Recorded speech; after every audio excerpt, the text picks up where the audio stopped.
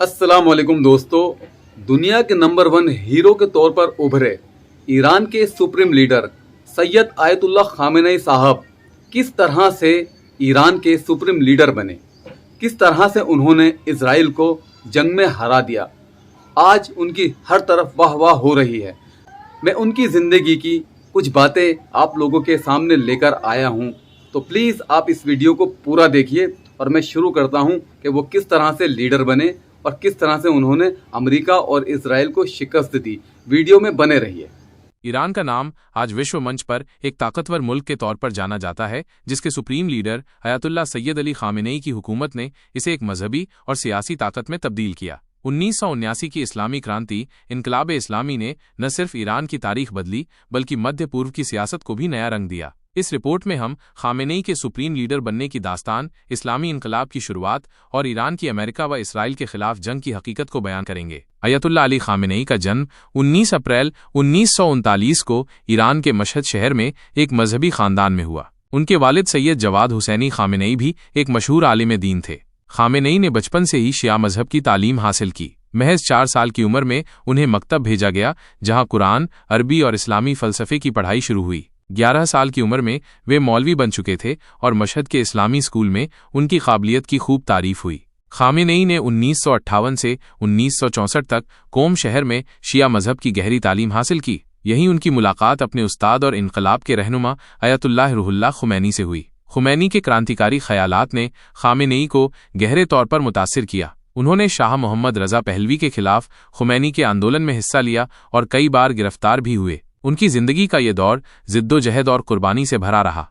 इस्लामी इनकलाब एक नया दौर। 1979 का इस्लामी इनकलाब, इनकलाब इस्लामी, विश्व की सबसे अहम क्रांतियों में से एक माना जाता है। यह इनकलाब शाह मोहम्मद रज़ा पहलवी की हुकूमत के खिलाफ था, जिसे अमेरिका का समर्थन हासिल था। शाह की सत्ता अमीरों और उनके करीबियों तक सीमित थी, जबकि आम अवाम गरीबी और बेकारी से जूझ रही थी। शाह की पश्चिमी नीतियां और विलासिता ने अवाम में गुस्सा भड़काया। इनकलाब की शुरुआत 1960 के दशक में अयतुल्लाह रूहुल्लाह खुमैनी ने शाह के खिलाफ बगावत का आगाज किया। पेरिस में निर्वासन के दौरान उनके टेप रिकॉर्डेड खुतबे उपदेश ईरान में फैलाए गए, जिन्होंने अवाम में जज्बा पैदा किया। खुमैनी ने इस्लामी मूल्यों और सामाजिक इंसाफ की बात की, जो अवाम के दिल की आवाज बन गई। 1978 तक शाह के खिलाफ प्रदर्शन हिंसक हो गए। हड़तालों ने मुल्क की अर्थव्यवस्था को ठप कर दिया। जनवरी 1979 में शाह ने मुल्क छोड़ दिया और 1 फरवरी 1979 को खुमैनी पेरिस से तेहरान लौटे। इनकलाब की कामयाबी 11 फरवरी 1979 को क्रांतिकारियों ने तेहरान के रेडियो स्टेशन पर कब्जा कर लिया और ऐलान किया, ये ईरानी अवाम की क्रांति की आवाज़ है। शाह की हुकूमत खत्म हुई और खुमैनी ने इस्लामी गणराज्य की नींव रखी। ईरान अब एक मजहबी मुल्क बन गया, जहां संविधान और कानून इस्लामी शरीयत पर आधारित थे। खुमैनी पहले सुप्रीम लीडर बने, जिन्हें रहबरे मुअज्जम कहा गया।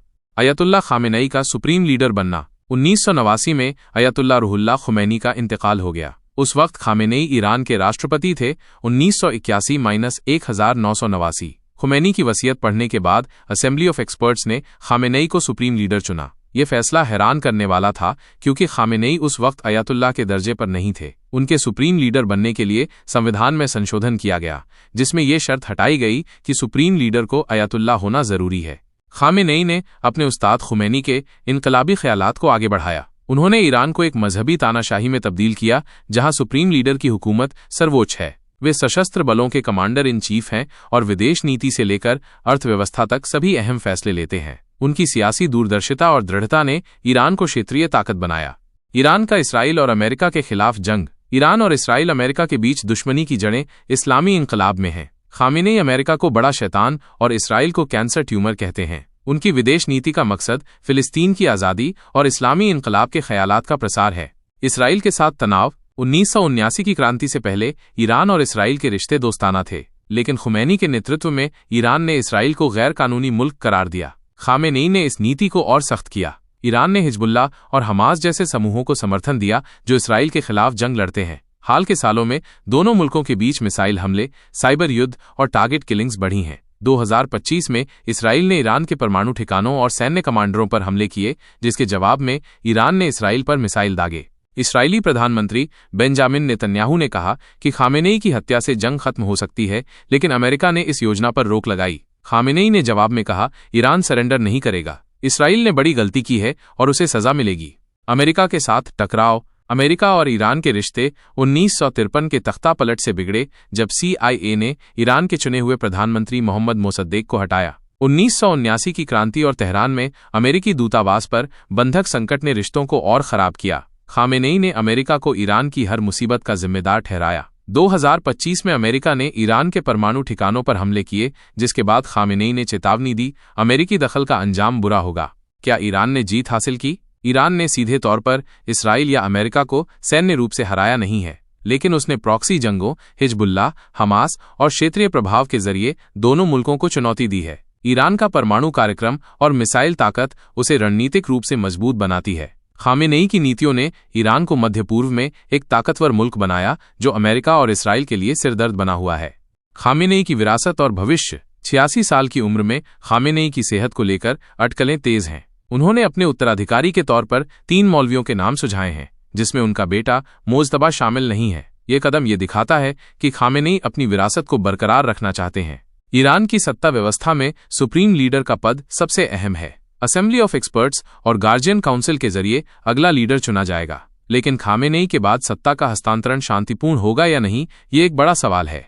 निष्कर्ष, अयातुल्लाह अली खामेनेई का सफर एक मौलवी से लेकर ईरान के सुप्रीम लीडर तक जिद्दोजहद और जज्बे की मिसाल है। 1979 की इस्लामी क्रांति ने ईरान को एक नई राह दी, जिसमें खुमैनी और खामेनेई की जोड़ी ने मुल्क को मजहबी तानाशाही में तब्दील किया। इसराइल और अमेरिका के खिलाफ ईरान की जंग सिर्फ सैन्य नहीं, बल्कि सियासी और मजहबी भी है। खामेनेई की रहबरी में ईरान ने अपनी ताकत और इरादे का लोहा मनवाया है। उनकी विरासत और इनकलाब की रूह आने वाले सालों में भी ईरान की सियासत को आकार देगी।